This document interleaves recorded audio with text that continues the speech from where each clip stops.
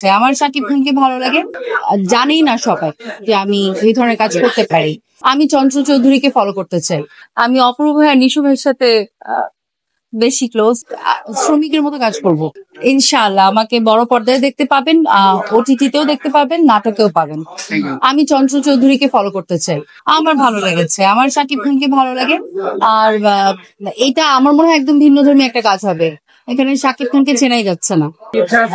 অবশ্যই অবশ্যই একজন অভিনয় শিল্পী ফিল্ম করতে পারলে তো তার সবচেয়ে বড় সার্থকতা। কেন নয়? আমি অফার পেয়েছিলাম যখন ৪৯-২২ পড়ছিলাম। তার পরবর্তীতে পেয়েছি 2021-এর সময়, কিন্তু তখন আসলে করার মতো অবস্থা ছিল না। এখন এই যে জানাচ্ছি, আমার মনে হয় জানেই না সবাই যে আমি এই ধরনের কাজ করতে পারি। হাসান ভাইয়ের সাথে আমার আসলে একটাই কাজ হয়েছে, ওনার সাথে আমি খুব বেশি ক্লোজ না। আমি অপূর্ব ভাই আর নিশু ভাইয়ের সাথে বেশি ক্লোজ, তো ওটা আসলে বলতে পারছি না। আমি তো অভিনয় ব্যাকগ্রাউন্ড থেকে আসিনি, আমার কোনো প্রাতিষ্ঠানিক শিক্ষা নেই। আমাকে শিখিয়েছে অপূর্ব ভাই, নিশু ভাই। তো ওনারা আমার কাছে ইন আ ওয়ে গুরু। ওনাদেরকে মার্ক করার আমার কোনো সাধ্যই নেই। আমি আসলে মনে করি যে একজন অভিনয় শিল্পীকে শারীরিকভাবে ফিট থাকা উচিত এনি ক্যারেক্টারের জন্য। যদি বলে ওয়েট গেইন করতে, তখন ওয়েট গেইন করবে। আর আমি মনে করি শ্রমিকের মতো কাজ করব।